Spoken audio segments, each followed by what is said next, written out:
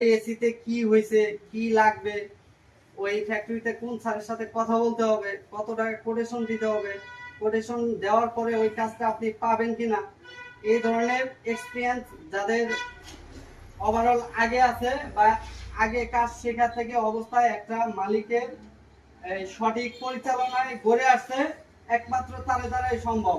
আর সে যদি ভালো মালিকের দ্বারা না করে, তাহলে ওই ব্যক্তির দ্বারা একটা কোটেশন পাস করে ওই মালিকের পকেট থেকে টাকা আরেক প্রতিষ্ঠানে বা আমার প্রতিষ্ঠানে নিয়ে আসার পসিবিলিটি কোনো ওয়ার্কারের মধ্যে থাকবে না। থাকবে? তো আমি বোঝাইতে চাচ্ছি যে আপনাদেরকে একটা জায়গায় কাজে পাঠাইলে ওই কাজটা কতটুকু কি হইলো, ওই রেট সম্পর্কে আপনি জানেন কিনা, ওই কাজ সম্পর্কে আপনি 100% জানেন কিনা, এই সব বিষয় কি কাকে অবগত করতে হয়? মালিককে। আপনারা কি করেন? আমি আজকে সবাইকে জাস্ট এর আগে আপনাদেরকে সুন্দরভাবে বোঝানো হয়েছে, আজকে লাস্ট আমি বোঝাচ্ছি।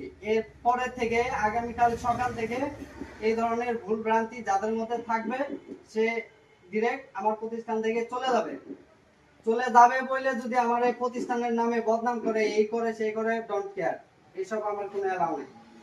এই কারণে বের করে দিব তারে, সে যেন বুঝতে পারে তার গ্যাপটা কোথায়। আমি আপনাদের অসংখ্য দিন অবগত করছি যে আপনাদের এই এই ভুল, এইটা শুধরায় নেন। আজকে আপনারা আমার প্রতিষ্ঠানে চাকরি করেন, আগামী দিনে আপনার একটা প্রতিষ্ঠান হবে, আপনার একটা গার্মেন্টস ফ্যাক্টরি কাজ পাবেন, আপনি 5টা বাসা বাড়িতে ফ্রিজের কাজ করবেন।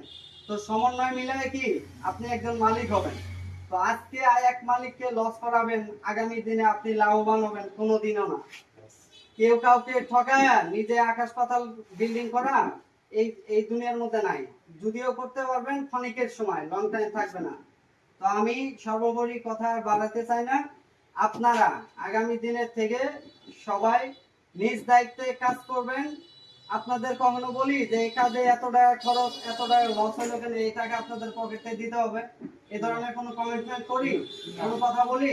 ওইখানে লস হবে না, ভাঙবে না, জরিমানা দিতে হবে না, কি করতে হবে? ড্রাইভার কার?